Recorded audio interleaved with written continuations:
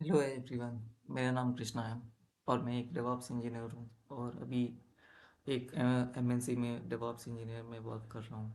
और ये पहला यूट्यूब चैनल है और जहाँ पे मैं अपना पहला वीडियो अपलोड कर रहा हूँ।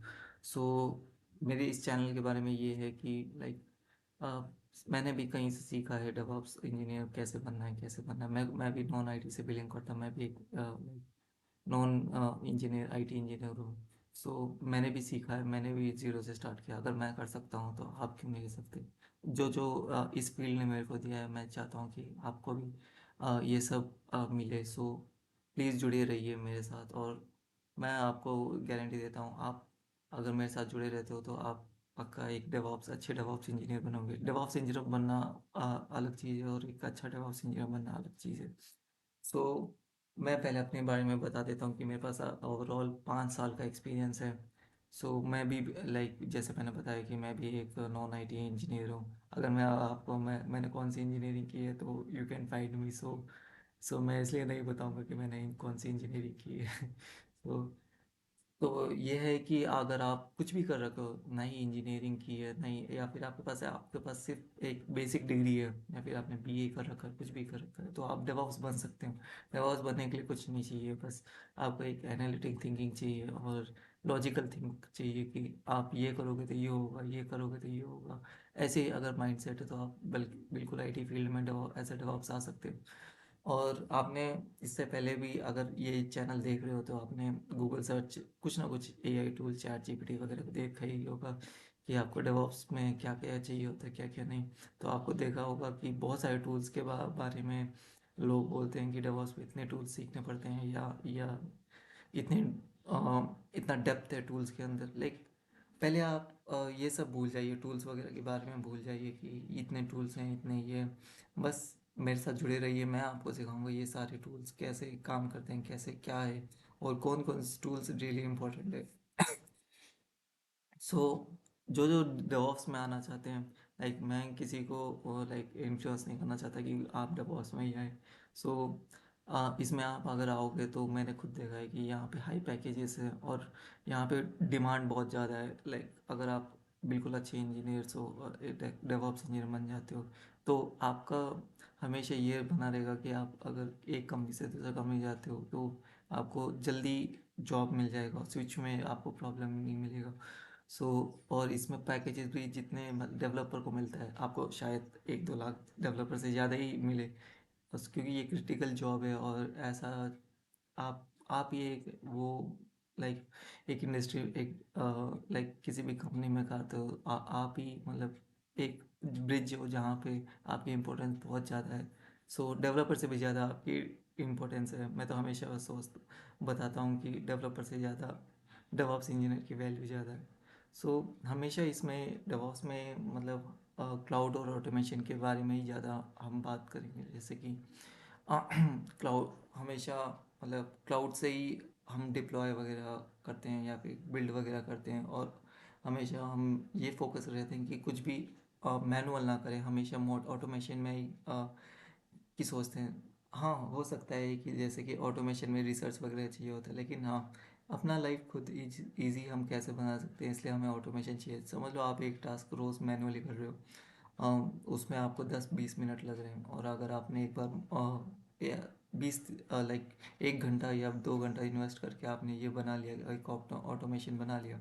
सो आपको जो आपको 10 मिनट 20 मिनट रोज़ लग रहे थे वो आपको सिर्फ एक एक क्लिक में हो सकता है। सो आपको हमेशा लाइक ऑटोमेशन पे ही हम फोकस रखते हैं, जिससे नहीं आप ही लाइक डेवलपर भी या फिर आपके सीनियर डेवऑप्स या जूनियर डेवऑप्स उसको भी हेल्प मिले।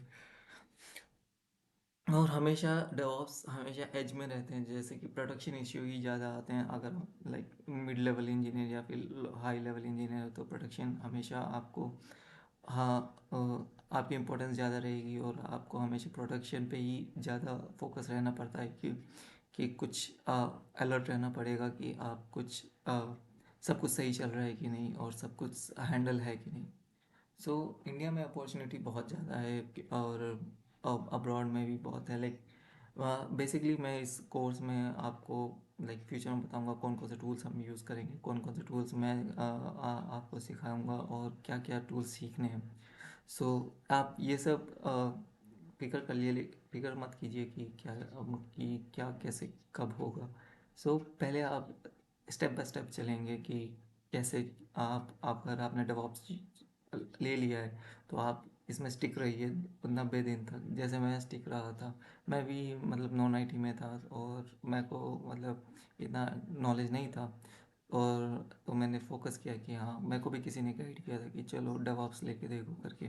तो मैंने बस स्टिक किया। मैंने 90 मतलब मेरे को तो ज़्यादा ही टाइम लग गया था, लाइक 3-4 महीने लग गए थे टूल सीखने में। सो हाँ, मेहनत करोगे तो पक्का आपको मिलेगा।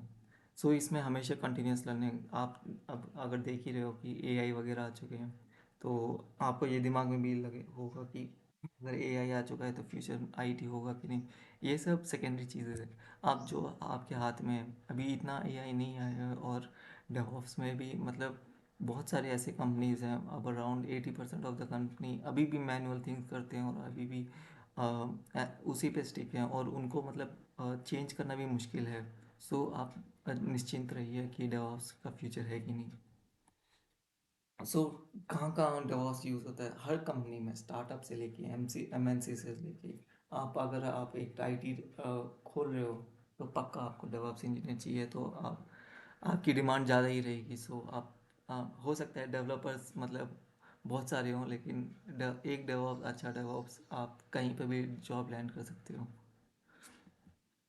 तो ये सब सैलरी है कि आप कितना सैलरी मिल सकता है। इंडिया में तो 6 से 10 लाख मिल रहा है फ्रेशर्स को। और आप अगर 3 से अच्छा एक्सपीरियंस है, 3 से या 5 से, तो आपको मिनिमम इतना मिलेगा।